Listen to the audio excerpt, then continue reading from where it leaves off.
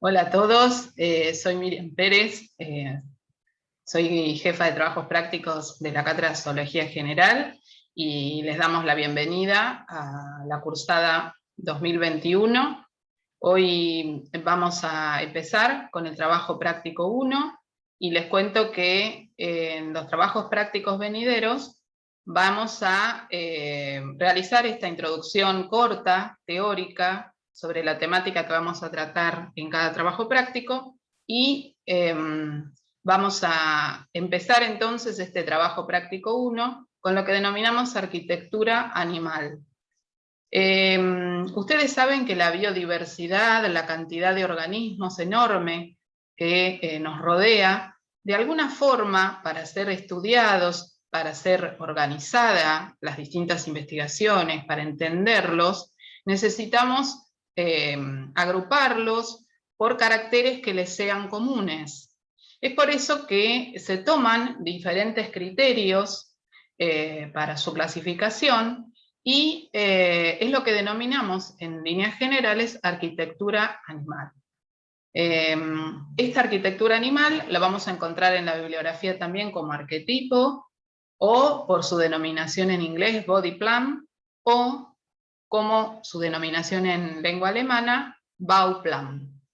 Y es entonces lo que se denomina así al modelo de organización que apunta al concepto de patrón, modelo o diseño corporal de los animales y tiene una connotación a lo largo del tiempo. Es decir, se adaptan a las concepciones filogenéticas. Esto quiere decir, la filogenia es la historia evolutiva del taxón y ese diseño entonces está acorde a esa historia filogenética que tiene cada grupo de animales.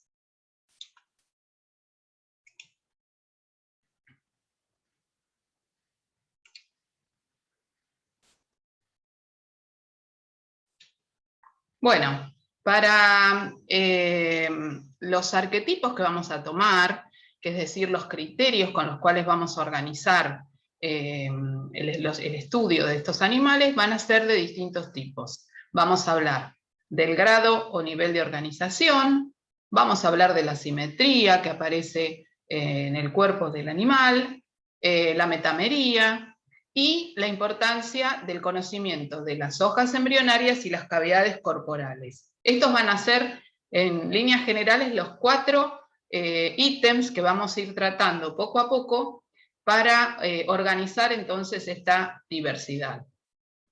Los grados o niveles de organización están referidos al grado de complejidad que alcanzan cada uno de los organismos vivos.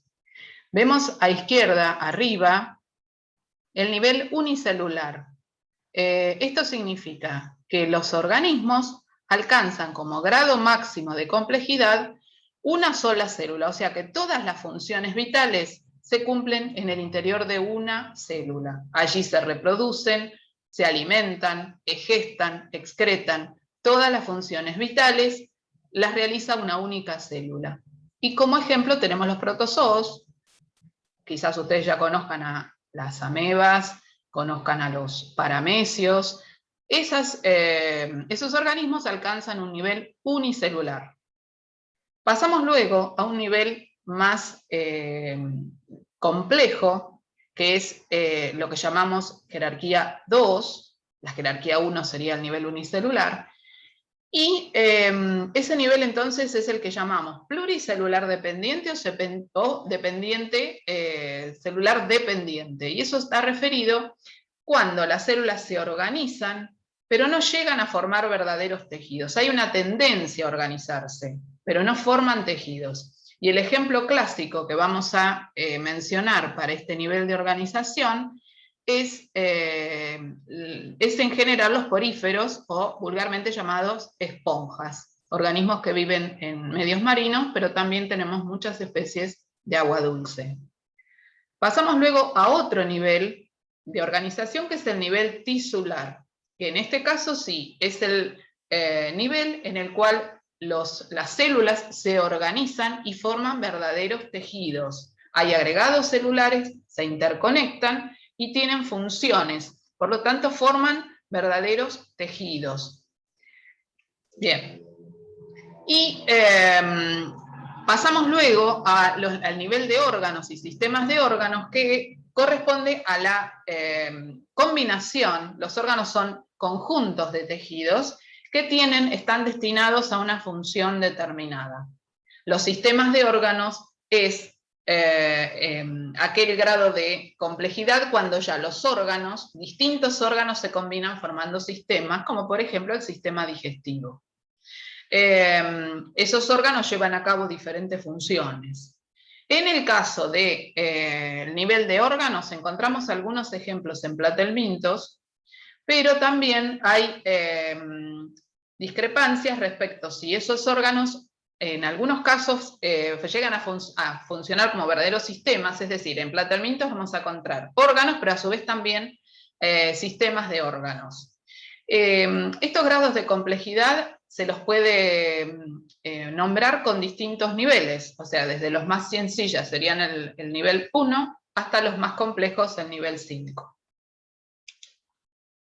Dijimos que otro ítem que íbamos a tratar es el de la simetría, y definimos a la simetría como el equilibrio de las proporciones, o bien la correspondencia en tamaño y forma de las partes o estructuras situadas en lados opuestos de un plano.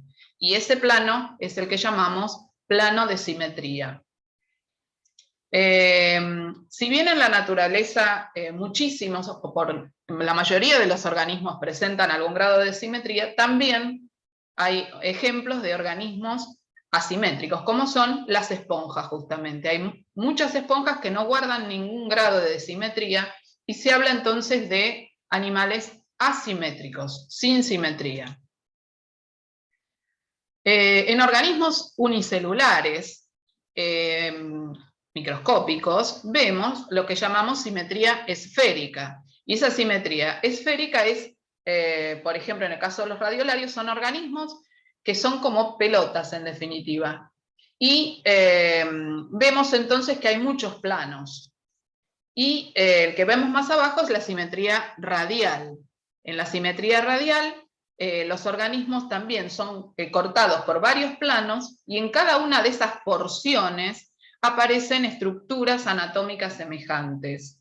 Es prácticamente como cuando corto una pizza o corto una torta y quiero que cada porción tenga algo de lo que le puse arriba equivalente al resto.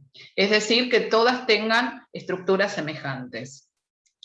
La otra simetría, que incluye un montón de organismos, como vemos aquí, mariposas, caracoles, insectos, planarias, el hombre y otros mamíferos, es la simetría bilateral, y que consiste en la presencia de un plano que corta en el eje longitudinal al animal y que divide a ese animal en dos imágenes especulares, o sea, la imagen que me da el espejo, una respecto de la otra. ¿Qué significa? Que no son mitades iguales, sino que es la imagen que me devuelve el espejo. Las manos no son idénticas, son simétricas. ¿Sí? Bien, vemos en detalle esto que acabamos de decir. Fíjense esa foto que aparece arriba, que corresponde a una esponja, a un porífero. No existe ningún plano por el cual el animal pueda ser dividido en partes idénticas. El esquema que vemos más abajo de un radiolario, vemos que hay infinitos planos que pasan por el centro y pueden cortar al animal en partes especulares, o sea, en partes que me devuelve el espejo. En cuanto a la simetría radial, lo vemos en muchos animales sedentarios o con poco movimiento, y es esta simetría entonces que decíamos que cuando la miro en planta, las partes del cuerpo se disponen alrededor de un punto central, como si fueran los rayos de una rueda. Es decir, pueden ser divididos en diferentes planos, resultando en mitades iguales. De allí encontramos, básicamente como ejemplo, a los nidarios, es decir, el grupo que incluye a las medusas o aguas vivas, a los corales, y a los equinodermos. Los equinodermos son el grupo de estrellas de mar, erizos de mar, serpientes de mar, que tienen una simetría radial pentámera. Eso quiere decir que cuando las porciones que se forman siempre son idénticas en 5 o en múltiplos de 5, pero que vamos a hacer aquí una salvedad, porque esa simetría radial que vemos en los equinodermos aparece exclusivamente en la etapa adulta. Cuando los equinodermos están en etapa larval, esa simetría es bilateral, como la que vamos a ver ahora en la foto de más abajo. Fíjense que esa langosta está dividida en un plano por el eje longitudinal y se separan entonces en una mitad izquierda, una mitad derecha, y esa simetría bilateral aparece en organismos más complejos, donde hay también un grado de cefalización. ¿Qué quiere decir esto? Que hay un acúmulo de células nerviosas que funcionan como un ganglio cerebral o como un cerebro, que es el que percibe los estímulos del medio ambiente y digamos que los recibe en primera instancia para luego distribuirlos al resto del cuerpo. Esto marca una diferencia interesante e importante con los que son radiados, es decir, los organismos que tienen simetría radial. ¿Por qué? Porque al ser esa estructura tipo torta, los estímulos llegan en diferentes direcciones. No hay un sector del cuerpo del animal que reciba primero esos estímulos. Por eso encontramos, por ejemplo, en los nidarios, en las medusas, el plexo nervioso que se distribuye en toda el paraguas, digamos, la umbrela de la medusa, y lo recibe con idéntica intensidad. No hay un punto, no hay un acúmulo anterior, como pasa en los bilaterios, que reciba primero el estímulo del medio ambiente. Fíjense aquí, en esta ardilla, marcamos los planos más importantes. Por un lado el plano longitudinal, que es el que lo marca, como veíamos hoy, en una mitad izquierda y una mitad derecha.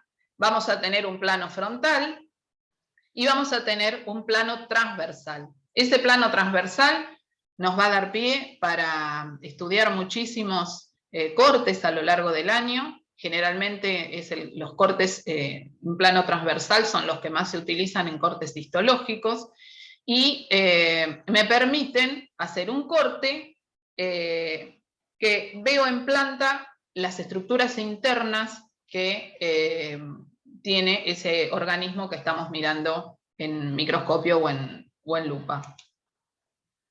Bueno, ya hablamos entonces de niveles de organización, hablamos de simetría.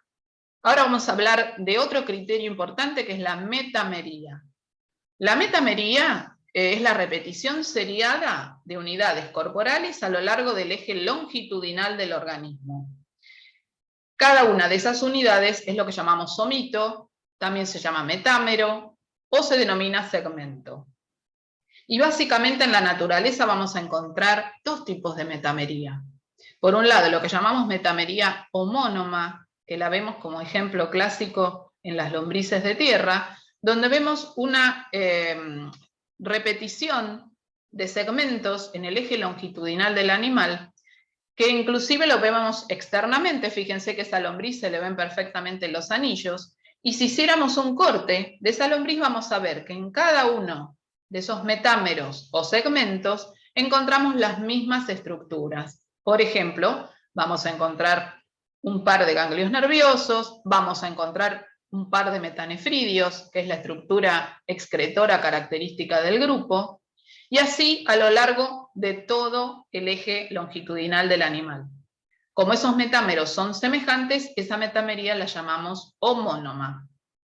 Ahora, cuando los segmentos son distintos, y eso pasa en la embriología, o sea, cuando se están formando el organismo, en el caso, por ejemplo, de los artrópodos, ahí tenemos un insecto, se van fusionando esos segmentos, se agrupan y van a tener distintas funciones, o sea, se fusionan y a su vez la funcionalidad cambia. De allí entonces tenemos, por ejemplo, en ese insecto, 3 grupos. Fíjense que está bien diferenciada la cabeza, del tórax, del abdomen. Esto genera entonces una metamería, pero que son de segmentos distintos. De allí el nombre de metamería heterónoma. Y cada segmento que se va marcando es lo que llamamos tagmas. De hecho, uno de los caracteres bien distintivos de los artrópodos, que es este grupo que incluye a los insectos, a los miriápodos, a los crustáceos, la tagmatización es uno de sus caracteres más distintivos. La metamería heterónoma también la vemos, por ejemplo, en los cordados. ¿Sí? Bien. Y otra caracterización y otro criterio de agrupamiento muy importante es lo que corresponde a hojas embrionarias y cavidades corporales. Es decir, el número de hojas embrionarias, por un lado, aparece como un carácter determinado. Por ejemplo, vemos organismos que tienen solo 2 hojas embrionarias, como pueden ser las medusas y los corales, por eso los llamamos diblásticos, y otros que tienen 3 hojas embrionarias, que son llamadas ectodermo, endodermo y mesodermo. En los diblásticos solamente aparecen endodermo y ectodermo. En los triblásticos se agrega el mesodermo. Y la disposición y el origen de esas hojas van a determinar grandes grupos de organismos. En esta diapositiva vemos, primero, un platelminto. Los platelmintos son gusanos planos. En ese caso, el esquema presenta una planaria, que es un gusano plano, pero de vida libre, que lo encontramos en cuerpos de agua dulce, en zanjas, en lagunas. Y si le hiciéramos un corte transversal, lo que nombrábamos hace unas diapositivas atrás, veríamos cómo tiene dispuesto estas hojas embrionarias y sus cavidades. Fíjense que mirando de afuera hacia adentro vamos a encontrar la capa amarilla, que es el ectodermo, que es la pared externa, ¿sí?, del animal. Después vamos a encontrar lo que está en círculo color celeste, que es el endodermo, que está tapizando al tubo digestivo. O sea que el tubo, que está cortado en este momento en forma transversal, por eso lo veo como un anillo, está rodeado por un endodermo, y el mesodermo está obliterando, rellenando toda la cavidad que queda entre ectodermo y endodermo. Como no hay espacios, no hay cavidades, se dice que estos organismos son acelomados. Quiere decir que no tienen celoma, no tienen cavidad. Otro tipo de organismos son los nematodes. En los nematelmintos o nematodes, fíjense que la disposición ahora cambia. Vamos a tener, de todas maneras, un ectodermo por fuera, pintado de amarillo, un endodermo rodeando al tubo digestivo, y un mesodermo, que está como una hoja rosada, pegado al ectodermo. ¿Sí?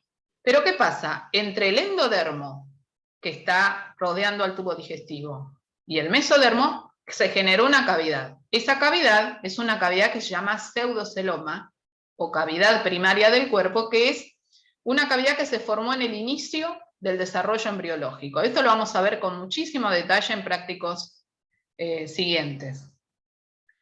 Y por último, en el que vemos más abajo, es un celomado, una lombriz de tierra, en donde otra vez vemos el ectodermo por fuera, el endodermo por dentro, y el mesodermo, en este caso, está aplicado contra la pared del ectodermo, pero también contra la pared del endodermo.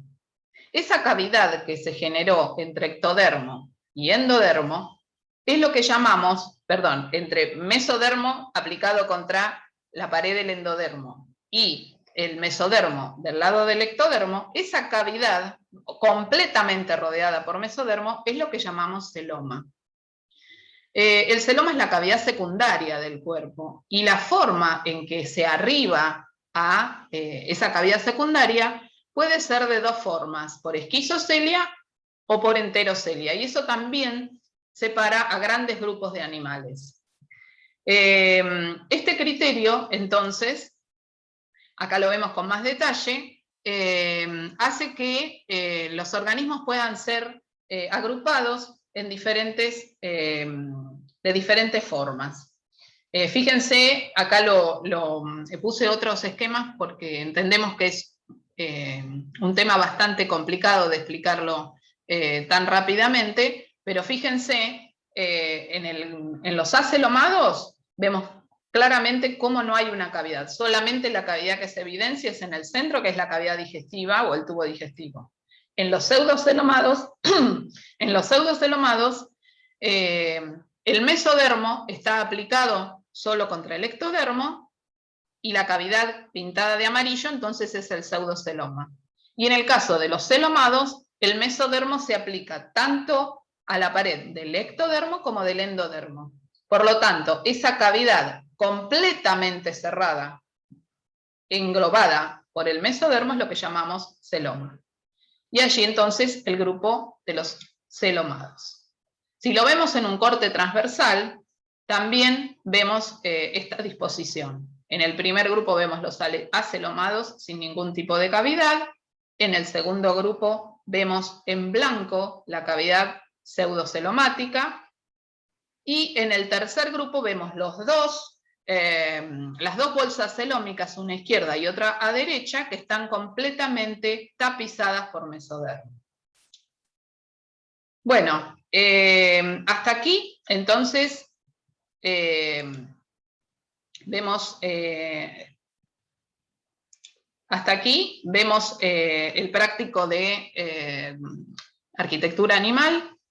Espero que les haya aclarado un poco y les sirva para completar la guía, que es el paso que vamos a hacer a continuación.